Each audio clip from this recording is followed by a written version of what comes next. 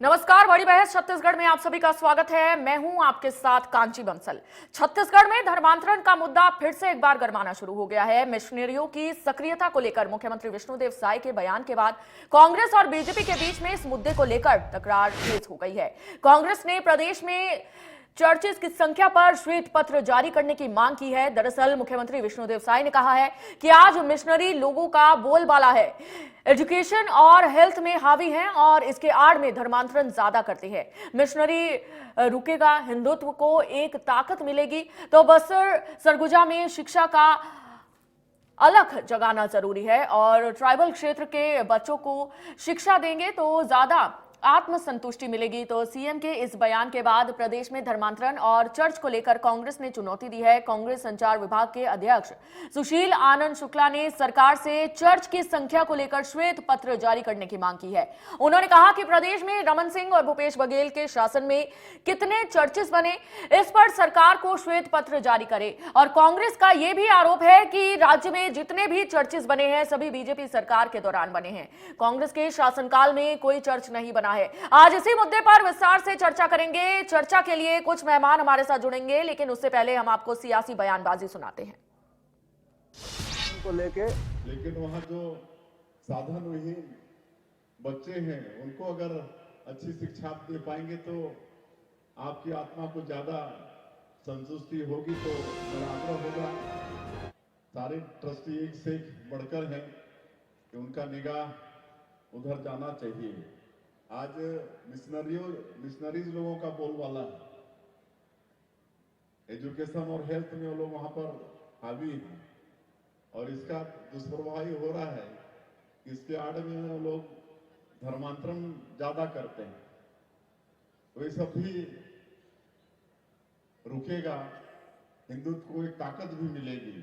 देखिए, अब तो देश में भारतीय जनता पार्टी की सरकार है, प्रदेश में भी भारतीय जनता पार्टी की सरकार है। कांग्रेस पार्टी मुख्यमंत्री श्री विष्णुदेव साय को चुनौती देती है कि वह धर्मांतरण को लेके, विशेष तौर पे छत्तीसगढ़ में धर्मांतरण को लेके श्वेत पत्र जारी करें कि भारतीय जनता पार्टी की रमन सरकार में कितने चर्च बने थे और कांग्रेस की भूपेश सरकार के दौरान कितने चर्च बने थे। स्थितियां स्पष्ट हो जाएंगी। भारतीय जनता पार्टी की जब जब प्रदेश में सरकार रहती है या देश में सरकार रहती है, वह स्वयं धर्मांतरण को बढ़ावा देती है ताकि इस मुद्दे पे बयानबाजी करके मतों का ध्रुवीकरण कर सके। भारतीय जनता पार्टी को हिंदुत्व से, सनातन से कोई मतलब नहीं है। वो अपनी राजनीति करने के उद्देश्य से इस प्रकार की चीजों को प्रसारित करती है। छत्तीसगढ़ में भी जो धर्मांतरण की बातें हैं उसके पीछे भारतीय जनता पार्टी है।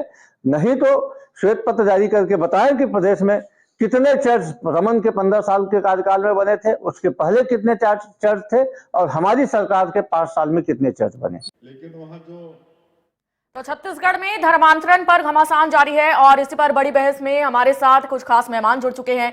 कांग्रेस प्रवक्ता अजय गंगवानी जी हमारे साथ जुड़ चुके हैं और बीजेपी के प्रवक्ता निशिकांत पांडे जी हमारे साथ जुड़ चुके हैं। बहुत स्वागत करती हूँ सर आप दोनों का।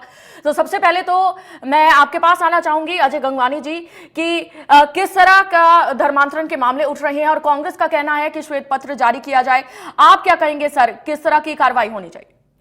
अजय गंगवानी जी।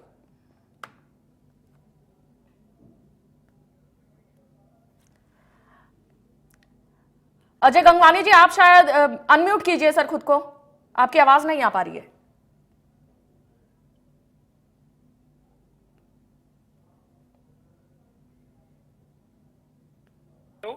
जी आवाज आ रही है मेरी कांची जी? जी अजय गंगवानी जी। जी देखिए, महत्वपूर्ण ये कि भारतीय जनता पार्टी को सिर्फ चुनाव के समय क्यों धर्मांतरण की याद आती है, क्यों प्रभु श्री राम याद आते हैं, क्यों हिंदू याद आते हैं। जय श्री राम का नारा ये 15 साल सरकार में रहे। क्या कभी राम मंदिर बनाया? कभी क्या माता कौशल्या का मंदिर बनाया? क्या कभी रामायण महोत्सव का आयोजन किया? सिर्फ वोटों के ध्रुवीकरण के लिए, राजनीतिक फायदा उठाने के लिए, कभी धर्म के नाम पे, कभी हिंदुत्व के नाम पे, कभी प्रभु श्री राम के नाम पे, कभी गाय और गोबर के नाम पे, कभी गंगाजल के नाम पे, सिर्फ और सिर्फ राजनीति करने का प्रयास है।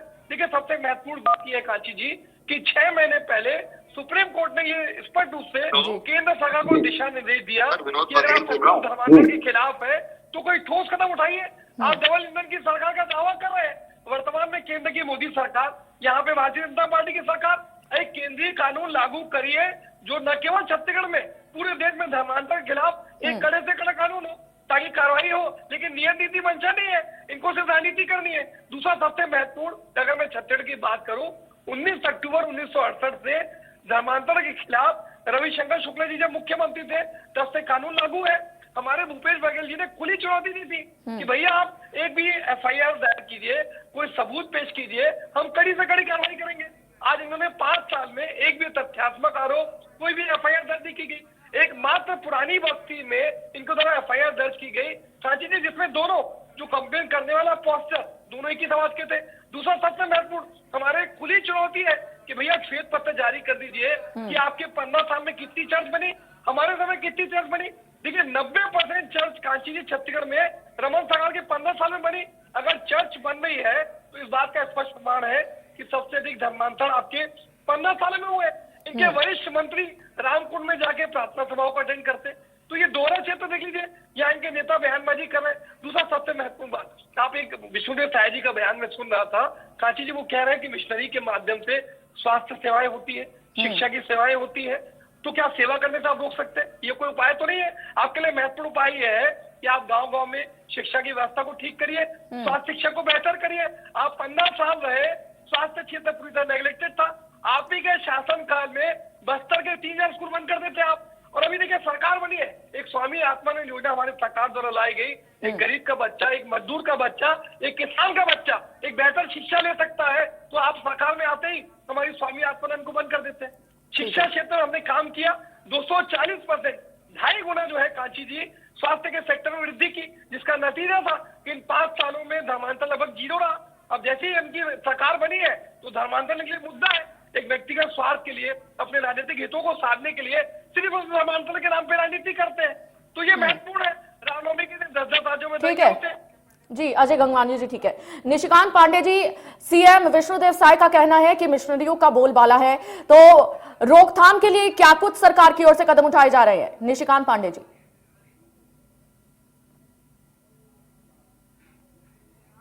बोलते हैं तो शायद ना बोले तो अच्छा रहेगा। देखिए धर्मांतरण, लव जिहाद और रोहिंग्या ये हमारा राजनीतिक विषय बिल्कुल नहीं है, ये सैद्धांतिक विषय है और ये राष्ट्र की संप्रभुता के लिए बहुत आवश्यक है। और हम जब ये बात कह रहे हैं तो अजय गंगवानी जी बड़ा अच्छा बात रख रहे थे। इनके कालखंड में एक प्रशासनिक अधिकारी आईपीएस और एक आईएएस बस्तर संभाग का कमिश्नर ने प्रदेश सरकार को चिट्ठी लिखी थी कि प्रदेश में और खास करके बस्तर में बहुत तेजी से धर्मांतरण किया जा रहा है, इस पे कोई कार्रवाई किया जाए, अंकुश लगाया जाए। उस समय तत्कालीन प्रदेश के मुख्यमंत्री ने इस पे कोई संज्ञान नहीं लिया, जिसके कारण नारायणपुर जलाया गया। आप समझिए मिशनरियों के द्वारा नारायणपुर को जलाया गया और उसमें देखिए बायस कार्रवाई क्या हुई कि हमारे जिला अध्यक्ष को 4 महीने जेल में डाला गया। ये नहीं कि मिशनरियों पे कार्रवाई हो जो अवैध धर्मांतरण कर रहे हैं, लेकिन कार्रवाई हुई भाजपा के नेताओं की। कुल मिलाकर के विषय ये है कांची जी कि धर्मांतरण के खिलाफ हमारा लगातार लड़ाई चल रहा है। घर वापसी की जो हमारी लड़ाई थी, घर वापसी का जो शुरुआत था आज का नहीं था, हमारे श्रद्धेय स्वर्गीय नेता ने उसको जारी किया था और उस समय जुदेव जी ने जब जारी किया था उस समय सरकार की स्थिति, आज भी सरकार, जब आज से 1 महीना पहले सरकार की स्थिति, जब आपसे ये कार्रवाई करने की मांग की जा रही थी तो आप उस समय मुख दर्शक बने बैठे थे और जब बस्तर जल रहा था तो आप कार्रवाई हम पे कर रहे थे। ये देखिए लड़ाई झगड़ा अलग है, लेकिन रोम का अनुसरण करने वाले लोग अगर आज आके हमको इसकी पाठ पढ़ाते हैं, चर्चा का विषय मात्र इतना ही है कि अवैध धर्मांतरण होना चाहिए नहीं होना चाहिए। मैं कह रहा हूँ नहीं होना चाहिए। आइए अजय गंगवानी जी मेरे साथ खड़ा होकर बोलिए कि नहीं होना चाहिए। मैं खुले चुनौती दे रहा हूँ चैनल पे, आप केंद्रीय कानून बनाइए, हम आपके साथ खड़े, हम आपके साथ खड़े। बनेगा ही। रुक जी कांची जी, मैं बोला था आपको थोड़ा सा डिस्टर्बेंस ज्यादा करते हैं। मैं ये बोल रहा हूँ कि अगर इस पे हम मांग करते हैं, आप देखिए कांची जी आपको जानकारी होगा बस्तर में 100 को दफनाने के लिए ग्रामीणों के बीच लड़ाई होना शुरू हो गया। कैसी सरकारें आपने चलाई होगी? संवेदनशीलता बिल्कुल इस सरकार में नहीं थी। अगर होती, इनके प्रदेश अध्यक्ष खुद धर्मांतरण के चुनाव हारे हैं, वहीं लोहंडीगुड़ा में इतना बड़ा बवाल कटा था इसी धर्मांतरण को लेके, जो धर्मांतरण कर चुका था और उनका विरोध कर रहे थे, तो मिशनरियों ने वहां पे लड़ाई किया और कार्रवाई किसके खिलाफ हुई? जो ग्रामीण उसको रोक रहे थे उनके खिलाफ कार्रवाई की गई। ये विषय जो है लगातार हम उठाते रहेंगे और ये सिर्फ राजनीतिक विषय नहीं है, सैद्धांतिक है। किसी के परिवार को आप तोड़ के दूसरे धर्म ले आना चाहते हो। अभी इनके एक मंत्री ने सवाल उठाया था कि आदिवासी हिंदू नहीं है। तो मैं आपके माध्यम से अजय गंगवानी जी से पूछना चाहता हूँ कि मुस्लिम के किस फिरके में आदिवासी आते हैं? डोकलाम गणेश की पूजा 1000 वर्षों से आदिवासी और वनवासी कर रहे हैं, वो लोग कौन है? अगर डोकलाम गणेश की पूजा करने वाले हिंदू नहीं है तो आखिर वो लोग कौन है? जी कांची। ठीक है, अजय गंगवानी जी कुछ कहना चाह रहे थे सर, उनसे सुन लेते हैं। अजय गंगवानी जी। देखिए कांची जी, मेरे छोटे भाई निशिकांत पांडे जी का मैं बहुत सम्मान करता हूँ, लेकिन उनका धर्म है कि पार्टी के हितों की रक्षा करना, इसलिए इस प्रकार की बयानबाजी कर रहे हैं। देखिए महत्वपूर्ण है, मैं स्पष्ट रूप से कह रहा हूँ, खुली चुनौती देता हूँ। हमारे संचार विभाग के प्रमुख ने भी कहा, मेरी खुली चुनौती है, आप श्वेत पत्र लागू कर दीजिए, आप स्पष्ट आंकड़े निकाल दीजिए कि रमन सरकार के 15 साल में कितनी चर्च बनी, हमारे 5 साल में कितनी सरकार बनी। अगर आप में नैतिक साहस है, आप राजनीति नहीं करना चाहते, तो खुली चुनौती स्वीकार कीजिए, पहली बात। दूसरा, मैंने स्पष्ट रूप से कहा, मेरे छोटे भाई कह रहे हैं कि आप हमारे साथ हैं। भैया केंद्र में आपकी सरकार है, 10 साल से मोदी जी का शासन है। अगर आप सचमुच बड़ी बड़ी राजनीतिक प्रयास कर रहे हैं, जो राजनीतिक पाखंड दिखा रहे हैं या वोटों के ध्रुवीकरण का जो प्रयास कर रहे हैं, उसके खिलाफ क्यों नहीं केंद्रीय कानून लागू कर रहे? देश का सर्वोच्च न्यायालय जो आपसे स्पष्ट रूप से कह रहा है कि कानून बनाइए और धर्मांतर के खिलाफ ठोस कार्रवाई करिए, लेकिन आपको राजनीति कर दी है। आपके जैसी आपकी सरकार बनती है, सबसे अधिक चर्च बनते हैं, सबसे अधिक धर्मांतरण होते हैं, क्योंकि आपको राजनीति करनी है। देख लीजिए विधानसभा चुनाव के समय कांची जी हमने देखा, माननीय केंद्रीय गृह मंत्री अमित शाह जी की बात करो या असम के मुख्यमंत्री हेमंत बिस्वा शर्मा, दोनों व्यक्तियों ने चुनावी सभा में जानबूझकर हेट स्पीच देकर ये प्रयास किया कि सामाजिक और वोटों का ध्रुवीकरण दिया जाए और उसका फायदा उठाया जाए। ये भारतीय जनता पार्टी का मूल चरित्र है, कभी धर्म के नाम पे, कभी हिंदुत्व के नाम पे एक वर्ग के प्रति दूसरे वर्ग को खड़ा करना, धर्म को धर्म से लड़ाना, राजनीतिक हितों की राजनीति करना, ये भारतीय जनता पार्टी का ठीक है अजय गंगवानी जी। निशिकांत पांडे जी, अजय गंगवानी जी का कहना है कि बीजेपी सरकार श्वेत पत्र जारी करे। क्या बीजेपी सरकार श्वेत पत्र जारी करेगी? निशिकांत पांडे जी। कांची जी देखिए, बड़ा हास्यप्रद चीज बोल रही है। इनका कहना है कि किसी कालखंड में चर्च ज्यादा बना। देखिए चर्च बनना, मंदिर बनना, मस्जिद बनना, बोथ आर डिफरेंट थिंग। एक तरफ धर्मांतरण की बात करें, एक तरफ किसी धार्मिक मंदिर का निर्माण हो रहा है। लेकिन निशिकांत पांडे जी, अगर धर्मांतरण हो रहा है इसीलिए तो चर्च बन रहे हैं ना ज्यादा। मेरा निवेदन है छोटे भाई, आप अजय गंगवानी जी, इसीलिए मैं ठीक है अजय गंगवानी जी। निशिकांत जी, मैं पहले निवेदन किया था। दूसरा महत्वपूर्ण से, ये जब लगातार चर्चा कर रहे हैं कि हिंदू और ध्रुवीकरण, मैं थोड़ी आपसे कह रहा हूं कि सनातन को नष्ट कर दो, सनातन को बर्बाद कर दो, सनातन एड्स है। मैं बोला था क्या? श्री राम को काल्पनिक बोलने के लिए मैं बात किया था क्या? हमने ऐसा कोई बात नहीं किया। आप कार सेवकों पर गोली चलाने वाले के साथ खड़े थे, हम नहीं खड़े थे। हम हमेशा श्री राम जी के साथ खड़े। और ध्रुवीकरण की बात जब कर रहे हो ना, तो मिले मुलायम काशीराम, हवा में उड़ गए जय श्री राम, ये भी आपको याद रखना पड़ेगा। आपको याद रखना पड़ेगा कि आपने राम को काल्पनिक कहा था। प्रश्न का जवाब दीजिए, श्वेत पत्र लाएंगे, क्या चुनौती स्वीकार करेंगे? अजय गंगवानी जी, ठीक है अजय गंगवानी जी, वो दे रहे हैं जवाब सर, पहले उनकी बात पूरी होने देते हैं, फिर आपके पास भी आऊंगी। अजय गंगवानी जी, आप ही राम और हिंदू पे आए, तो मैं बता रहा हूँ कि आपका कितना चाल चरित्र और चेहरा कैसा है। सुनने का भी थोड़ा सा धैर्य और साहस रखना चाहिए। आप धर्मांतर की बात कर रहे हो जी, बोलिए जी। निशिकांत पांडे जी जी, रोम क्या बीजेपी श्वेत पत्र जारी करेगी? निशिकांत पांडे जी, सरल सा जवाब दे दीजिए। एकदम हाँ या ना बोलिए। कांची श्वेत पत्र की सर टू द पॉइंट बात करते हैं ना। मैं भी वही कह रहा हूँ कांची जी, टू द पॉइंट चलेगी, डिबेट तो मजा आएगा। ठीक है अजय गंगवानी, ठीक है अजय जी थोड़ा सा पेशेंस। मैं ये बोल रहा हूँ कि जब आपके ही शासन काल में प्रशासनिक अधिकारी ने जब चिट्ठी लिखा, तो हमारे लिए लिखा रहा होगा क्या? किसके लिए रिपीट कर रहे हैं बातों को? पहले बार बोल चुके हैं इस बात को आप। नहीं, मैं कई बार बोलूंगा, मैं हजारों बार बोलूंगा, ये हमारा अधिकार है। कांची जी, आप मेरा निवेदन है, आप बताइए ना चैनल पे, छत्तीसगढ़ की जनता बोल रहे, आप क्या चाहते हैं?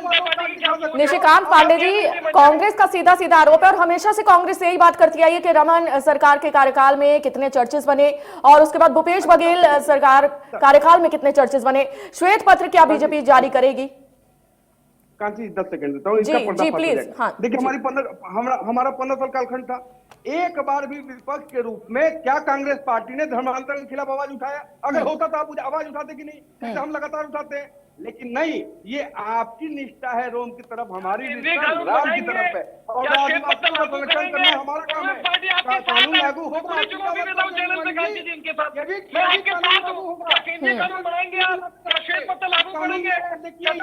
ठीक है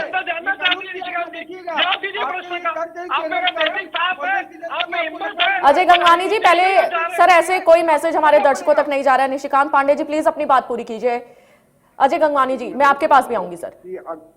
कांची जी, यही बात मैं बोल रहा हूँ, 15 साल का हमारा कालखंड था, क्या एक भी स्टेटमेंट कांग्रेस पार्टी का विपक्ष के रूप में धर्मांतरण के खिलाफ आवाज निकाले है क्या? इसका अर्थ है कि हमने अंकुश लगाया था। हाँ, आपने अंकुश नहीं लगाया, इसलिए शासक प्रशासनिक अधिकारी ने सवाल उठाया, हम भी लगातार सवाल उठा रहे थे, जिसके परिणाम स्वरूप नारायणपुर, कवर्धा, बिरनपुर, सुकमा सभी को आपने जलाया। ये इसका परिणाम है। ठीक है, जवाब नहीं दे रहे, आपको नकार दिया, जवाब नहीं दे रहा, आपको जवाब का हाँ बोलिए, हाँ बोलिए, मुंह से निकाल के दिखाइए ताकि क्षत्रिय जनता सुन ले। हिम्मत है क्या इनके अंदर? पूछिए छोटे भाई से, क्या ये साहस है हमें स्वीकार करने का? बोलिए चैनल पे आज कानून लागू होगा, लागू करेंगे। हम आपकी चुनौती स्वीकार करते हैं, कांग्रेस पार्टी की चुनौती स्वीकार करते हैं। निशिकांत पांडे जी, मुख्यमंत्री विष्णुदेव साय का बयान भी सामने आया है कि मिशनरियों का बोलबाला है, तो उसको रोकने के लिए क्या कुछ किया जा रहा है सरकार की ओर से? 2 से 3 पॉइंट्स में मैं चाहूंगी सर, आप बता दीजिए। हाँ, ठोस कदम उठाए जा रहे हैं, शासन और प्रशासन को ठोस कदम उठाने का आदेश दे दिया गया है। कहीं भी अवैध रूप से धर्मांतरण की कार्रवाई की जाएगी तो शासन प्रशासन उस पर सख्त एक्शन लेगा। इनके जैसा नहीं कि प्रशासन के संरक्षण में, शासन के संरक्षण में धर्मांतरण किया जाएगा। क्यों करवाया जाता है कांची जी, इसको समझना होगा। ये इनके वोट बैंक को जोड़ता है, ये इनका वोट बैंक है। इससे इनको कोई फर्क नहीं पड़ता कि राष्ट्र की संप्रभुता को खतरा हो रहा है, उससे इनको कोई चिंता नहीं है, इनको अपने वोट बैंक की चिंता है। लेकिन हम राष्ट्र के प्रति जिम्मेदार हैं, इसलिए ऐसी कार्रवाई का सख्त विरोध करेंगे और सख्त से सख्त कार्रवाई करेंगे। जी ठीक है, अजय गंगवानी जी, आप कुछ कहना चाह रहे थे सर। देखिए कांची जी, आपने मेरे मित्र से 2 से 3 बार स्पष्ट पूछा, आखिर तक जवाब मिला क्या? ना आपको जवाब मिला, ना मुझे, ना छत्तीसगढ़ की जनता को। इससे नियत नीति मंशा स्पष्ट। दूसरा देखिए, मेरे मित्र बार बार कवर्धा, नारायणपुर, वीरनपुर की बात करते हैं, तो मैं उसकी बात स्पष्ट कर दूं। ये वही भारतीय जनता पार्टी है जो कवर्धा में शांति मार्च की परमिशन ली हमारी सरकार से, हमारे प्रशासनिक अधिकारियों से। इनके पूर्व मुख्यमंत्री के पुत्र, इनके महापौर, इनके अन्य नेता, विश्व हिंदू परिषद के लड़के, सारे लोग मिलकर आज कवर्धा में धार्मिक और सामाजिक उन्माद फैलाने का प्रयास करते हैं। तो ये महत्वपूर्ण है। छोटे से गुटिया लड़ाई को राजनीतिक रूप देना, एक वर्ग के प्रति दूसरे को खड़ा करना, धर्म को धर्म से लड़ाना, धार्मिक और सामाजिक उन्माद फैलाना अपने व्यक्तिगत स्वार्थ के लिए, ये भारतीय जनता पार्टी का मूल चरित्र और राजनीतिक एजेंडा रहा है। इसी का नतीजा है। दूसरा स्पष्ट देखिए, जब प्रशासनिक अधिकारी जांच करता है, इनका जिला अध्यक्ष सीधा शामिल मिलता है जो धार्मिक और सामाजिक उन्माद फैलाने के लिए लोगों को भड़काने की राजनीति करता है, तो क्या उस पर कार्रवाई न करें? मेरे मित्र बता दें।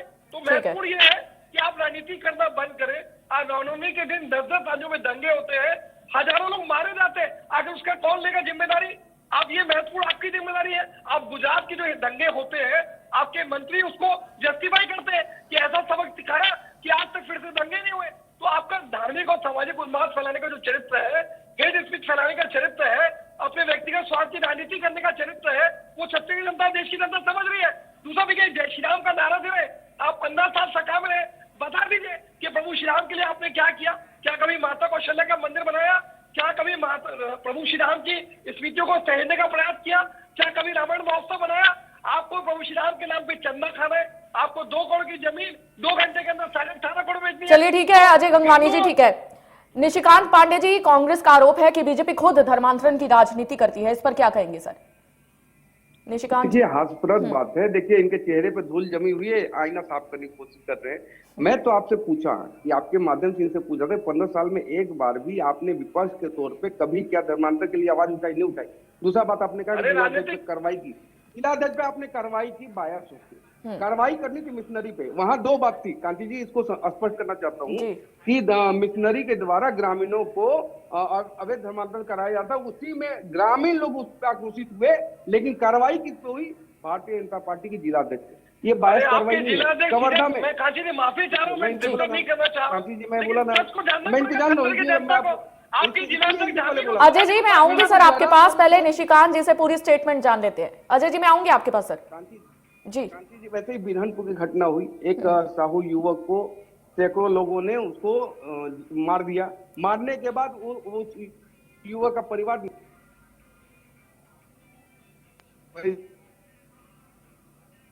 इसका परिणाम क्या है? देखिए, आज प्रदेश इनको खाड़ फेंका। कवर्धा में क्या घटना हुई थी? कवर्धा में झंडा के अपमान को लेके हम लोग आक्रोशित हुए तो हम ही पे कार्रवाई हो गई। क्या ये मतलब आप मुगलिया सल्तनत चलाना चाहते हैं प्रदेश में? बिल्कुल नहीं। हम सनातन संस्कृति के लिए खड़े हैं मजबूती से खड़े हैं और प्रदेश की जनता ने आपको जवाब दिया कि आप धर्मांतरण करोगे, लव जिहाद के मामले में बिरहनपुर को जलाओगे, तुष्टीकरण करोगे, तो उसका परिणाम क्या होता है? आज प्रदेश से आप बाहर क्यों हो? इसी धर्मांतरण के कारण कांची जी मैं आपको स्पष्ट बता रहा हूँ कि इनके प्रदेश अध्यक्ष थे दीपक बैद जी, वो चुनाव हारे इस धर्मांतरण के कारण, क्योंकि जहां लोहंडीगुड़ा में घटना हुई थी ना, वहां पे इन्होंने मिशनरियों को संरक्षण दिया, इस कारण इनका चुनाव हार गए। उनका स्टेटमेंट था कि 50,000 वोटों से मैं घर बैठा लीड करूंगा, और चुनाव हारे 18-19,000 वोटों से। ये है जनता का मत। लेकिन तब भी अगर आपको स्वीकार नहीं है अजय गंगवानी जी, कोई बात नहीं, लेकिन हम धर्मांतरण के खिलाफ, हम लव जिहाद के खिलाफ। ठीक है निशिकांत जी, अब अजय गंगवानी जी कुछ कहना चाह रहे हैं, उनसे सुन लेते हैं। सर आपको बहुत समय दिया, अजय जी। देखिए महत्वपूर्ण है, मेरे छोटे भाई निशिकांत जी का बयान सुन लीजिए। स्पष्ट रूप से क्या बोल रहे हैं कि भैया धर्मांतरण के खिलाफ कारण हमारे प्रदेश अध्यक्ष हार गए। मतलब इस बात को स्वीकार कर रहे हैं ना कि आप धर्मांतरण में राजनीति करने का प्रयास करते हैं, हिंदू मुस्लिम की राजनीति करने का प्रयास करते हैं, वोटों के ध्रुवीकरण का प्रयास करते हैं, सिर्फ और सिर्फ राजनीतिक हितों को साधने के लिए छत्रपति की शान धरा को अशांत करने की साजिश और षड्यंत्र तो लगातार कर रहे हैं। पहले आपने कांगड़ा में किया, फिर बिरहनपुर में किया, आपने नारायणपुर में किया। जितने भी देखिए धार्मिक और सामाजिक उन्माद फैलते हैं, उसके पीछे भारतीय जनता पार्टी के जो अनुषंगिक संगठन है उसके कार्यकर्ता क्यों शामिल होते हैं, इनके पूर्व मुख्यमंत्री के पुत्र क्यों शामिल होते हैं, इनके महापौर क्यों शामिल होते हैं, इनके जिलाध्यक्ष क्यों शामिल होते हैं? तो व्यक्तिगत स्वार्थ की राजनीति के लिए आप छत्तीसगढ़ की शान को शांत करने की राजनीति कर रहे हैं, जो आपत्तिजनक है। दूसरा महत्वपूर्ण है कि भूपेश तगर 5 साल थी, क्या एक भी FIR सबूत के साथ आपने पेश की? नहीं, एक भी FIR नहीं है। मुझे बताना, ठीक है ठीक है अजय गंगवानी जी, आपने जो सवाल किया उसका जवाब ले लेते हैं निशिकांत पांडे जी से। बड़ा अद्भुत सवाल कर रहे हैं हमारे मित्र सवाल कर रहे हैं। ठीक है अजय गंगवानी जी, ठीक है, आपने तमाम सवाल किए, उसके जवाब ले लेते हैं जी निशिकांत। कांची सरकार, इनकी प्रशासन, इनका ये हमसे बोल रहे कि आपने FIR किया। अद्भुत है भाई आपका ज्ञान। एक भी FIR थी क्या आपके किसी नेता की तरफ से, आपके कार्यकर्ता की तरफ से? बता दीजिए चैनल पे।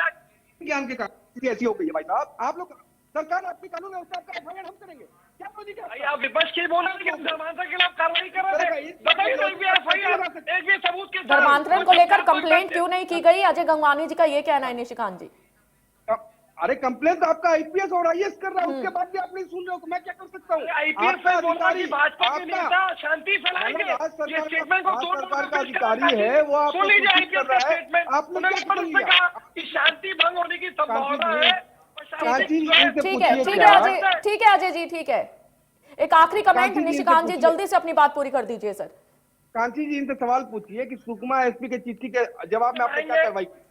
कानून लागू करेंगे, पूछ लीजिए इनसे, आखिरी स्टेटमेंट लीजिए, फाइनल कमेंट इनसे, ताकि छत्तीसगढ़ की जनता देखे क्या श्वेत पत्र लाएंगे आप लोग, क्या केंद्र की मोदी सरकार धर्मांतरण के खिलाफ कोई कानून लाएगी? बताइए चैनल। खाली झूठ बोलने का काम है कांग्रेस पार्टी का, झूठ बोलना है जीवन पर। झूठ का, फरेब का राजनीति खत्म हो गया अजय गंगवानी जी। सरकार चली गई आपकी फरेब की। ठीक है, बहुत शुक्रिया आप दोनों मेहमानों का हमारे साथ जुड़ने के लिए। तो अब धर्मांतरण को लेकर एक बार फिर से सियासी घमासान छिड़ता नजर आ रहा है और बीजेपी और कांग्रेस एक दूसरे पर आरोप प्रत्यारोप लगा रहे हैं। बड़ी बहस में नए मुद्दे के साथ आपके सामने फिर हाजिर होंगे। देखते रहिए इंडिया न्यूज मध्य प्रदेश छत्तीसगढ़। नमस्कार।